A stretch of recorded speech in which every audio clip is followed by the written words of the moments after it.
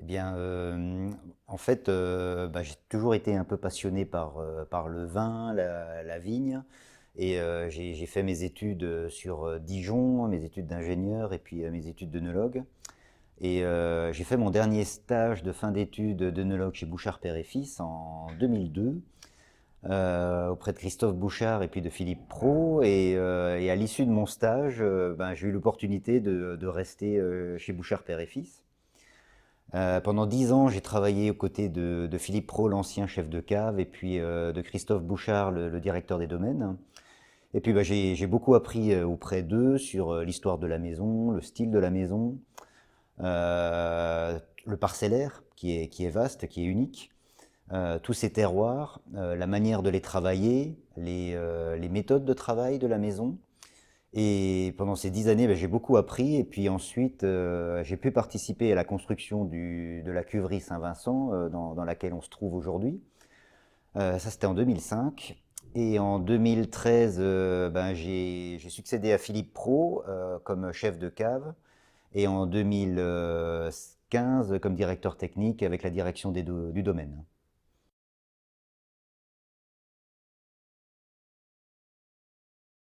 Alors l'Alsace, c'est une très très belle région, mais je suis un amoureux des pinots noirs et les meilleurs pinots noirs sont en Bourgogne. Et j'ai eu l'opportunité de faire mes études à Dijon, et ça et vraiment la Côte d'Or, c'est le cœur des grands pinots noirs.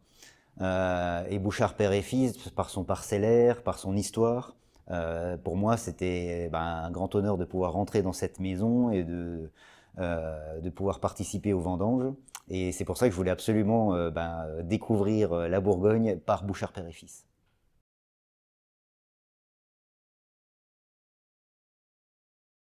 Euh, alors ça c'est compliqué parce que en fait ce que j'ai envie de vous dire c'est qu'il n'y a pas véritablement de style. Euh, Bouchard Père et Fils c'est un des plus beaux vignobles sur la côte avec ses 130 hectares. On est entre les Gevrey, les Castiers et puis le Montrachet. C'est une collection de terroirs qui est unique au monde et depuis l'origine, l'histoire de la maison, euh, tous les vinificateurs et les chefs de cave, on a toujours eu à cœur avec les équipes d'être sur l'expression du terroir et dans le respect du millésime. Et ça, finalement, pour moi, c'est le plus important.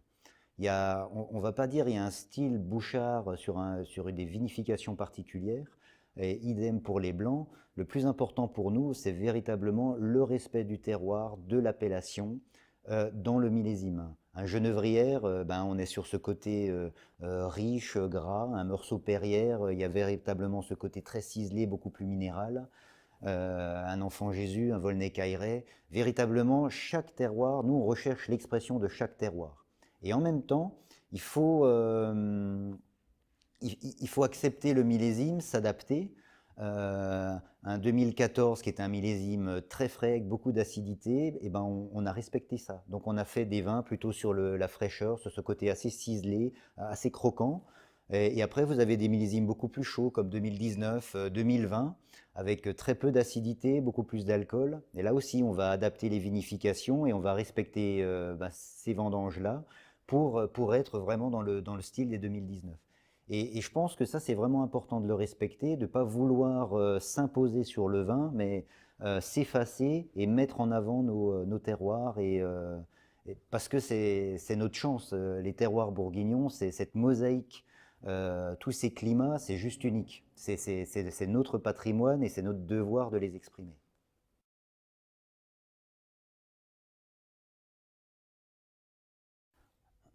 Alors en fait, l'élevage en fût, le fût participe véritablement à la construction du vin, à sa complexité, mais encore une fois, le fût ne doit jamais prendre le dessus sur le vin, sur le terroir, il doit l'accompagner. Donc dans la maison, on n'a jamais utilisé une grande proportion de fût neuf. On va s'adapter à chaque millésime, à chaque terroir, mais en ordre d'idée, sur des blancs, on va être entre 10-15% maximum de fût neuf, et sur des rouges, je vais monter à 25% et c'est le grand, grand maximum de l'utilisation. Mais le plus important, c'est surtout dans le choix des bois, sur leur temps de séchage, la connaissance des tonneliers, des relations qu'on a avec eux. Et surtout, c'est beaucoup de surveillance parce que pendant l'élevage, on va goûter chaque fût neuf. Et pendant les 12 ou 14 mois de l'élevage, et à chaque fois, le plus important, c'est vraiment que le fût ne prenne jamais le dessus sur le vin. S'il commençait à prendre le dessus, alors il serait temps de le soutirer, de le mettre dans un vieux fût. Pour, encore une fois, respecter le terroir et de rester dans l'harmonie de nos vins.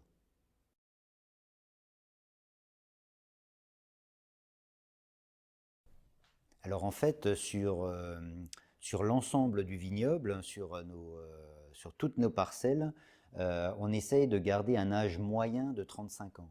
Alors pourquoi je vis cet âge moyen de 35 ans? Tout simplement parce qu'au sein de la maison, et surtout la volonté de la famille Henriot, on est dans un rôle de transmission. On a une maison, on va bientôt fêter les 300 ans de la maison Bouchard, et notre but, c'est de transmettre ce vignoble. Si vous voulez transmettre un vignoble, eh bien, il faut bien à un moment arracher la vigne, laisser le sol se reposer et ensuite replanter. Donc dans chaque parcelle, chaque terroir, eh ben, on va faire morceau par morceau, on va faire des bandes. Et si vous prenez par exemple le Volnay-Cailleret, ben, j'ai arraché 15% de la parcelle, on a laissé reposer le sol, on a replanté une vigne. Ça va être une jeune vigne. Et à côté de ça, on aura des vignes qui auront 30, 40 ans, d'autres vignes qui auront 70, 80 ans, ce qui va créer un équilibre. Et dans chaque terroir, on a besoin de cet équilibre entre des jeunes vignes qui vont donner un petit peu cette énergie, ce côté très fruité, et des vieilles vignes qui auront cette complexité.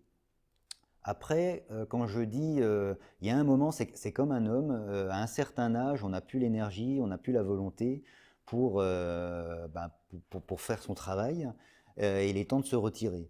Et une vieille vigne, j'en ai vinifié beaucoup, des vignes qui avaient plus de 100 ans, et ben, on sent bien qu'il y a un moment, le stress, la fatigue est présente, et dans le vin, il y a un côté, il y a des tanins qui sont plus secs, il y a moins d'expression, il y a moins d'énergie. Et donc là, quand on a la chance de tout vinifier à part, donc là, quand on arrive sur ces arômes, on estime que non, là, la vigne, elle est trop vieille, donc il est temps de l'arracher, de laisser reposer le sol, de remettre en culture, et ensuite de replanter et de préparer pour le futur. Et là, ce qu'on est en train de planter aujourd'hui, véritablement, ça sera pour la génération future qui en profitera d'avoir des vignes d'un certain âge pour la pleine expression des terroirs.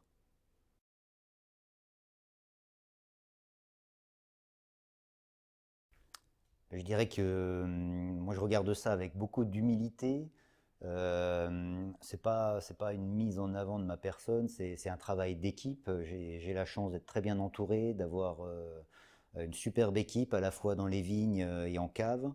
Et on a la chance d'être dans une maison où on a spécialisé un peu les équipes, où chacun a son rôle, et parce que chaque étape est vraiment primordiale. Donc c'est une très bonne équipe, c'est beaucoup de travail, c'est beaucoup de détails, de précision, ça c'est vraiment important.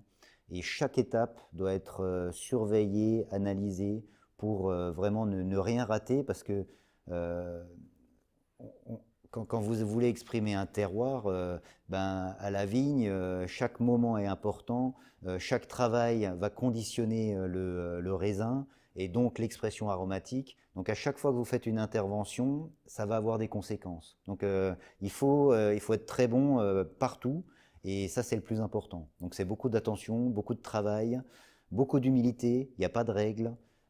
C'est chaque millésime, il faut se remettre en question. Et c'est ça la magie de notre métier. Donc, chaque millésime, on va passer beaucoup de temps à la vigne, on va observer, on va goûter les raisins, on va se remémorer qu'est-ce qui s'est passé dans le passé, à quel millésime ça peut ressembler, comment je dois aborder ce nouveau millésime pour toujours exprimer vraiment la plus grande précision du terroir et du respect du millésime. La vendange entière, c'est pas une mode. Enfin, en tout cas, pour nous, c'est pas une mode. On l'utilise quand ça me paraît opportun. Parce que bon, moi, j'aime bien utiliser la vendange entière pour l'expression aromatique. Mais encore une fois, je vais m'adapter à chaque terroir et aussi au millésime, à la maturité, à la maturité de la rafle. Donc, il n'y a rien d'automatique. Chaque fois, c'est de la dégustation et puis c'est des petits pourcentages. C'est vraiment pour, dans le travail de subtilité pour l'expression.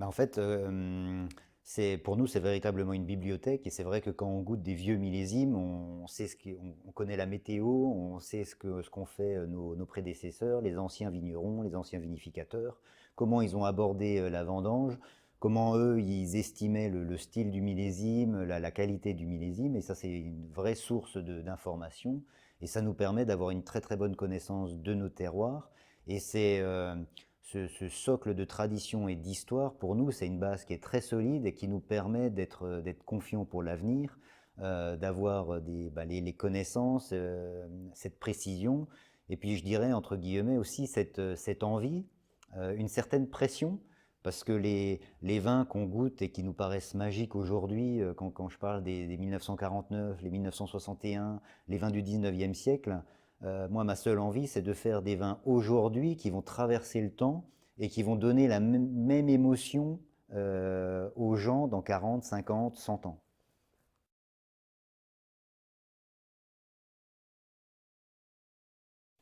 Alors en fait, dans une histoire, dans la tradition, dans le respect de ces traditions, rien n'est figé et il ne faut rien s'interdire. Donc on continue à être curieux, à essayer de nouvelles méthodes. Et c'est vrai qu'on est dans un contexte aujourd'hui de réchauffement climatique et il faut essayer. On a des essais dans le vignoble, on change de pratique et en cave, en vinification également. Et aujourd'hui, ce sont simplement des essais. Ça permet de voir comment le vin évolue sans le contact du bois, avec moins d'oxygène, entre du grès pour les amphores, la paroi en verre qui est complètement inerte pour les wine globes. Ça permet de voir l'évolution des vins. Et surtout, moi, dans mon esprit, c'est d'essayer de préparer un petit peu les choses pour le futur. Oui, il y a un changement climatique.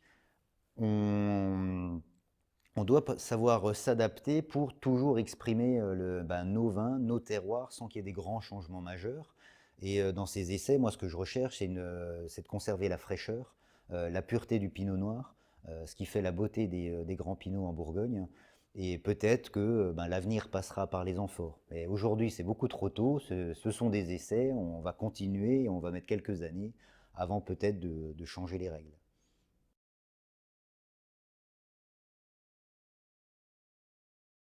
Le plus important au final pour nous, c'est de se faire plaisir et surtout c'est de partager quand on fait les vins, nos vins.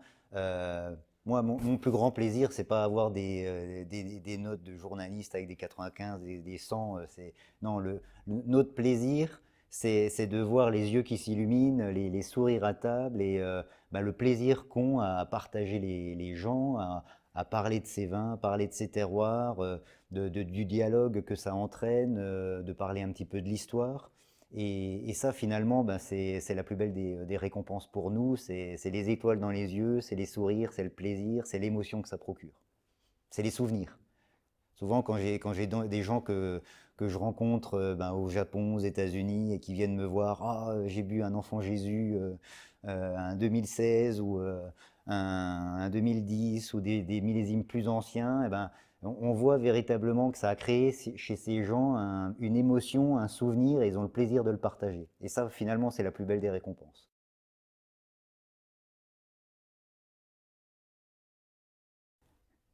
Eh bien, comme je le disais un petit peu, le message, c'est vraiment c'est le plaisir, c'est le partage, c'est créer ces moments de partage avec vos amis, avec la famille, de partager ces vins, ces moments et de se faire plaisir.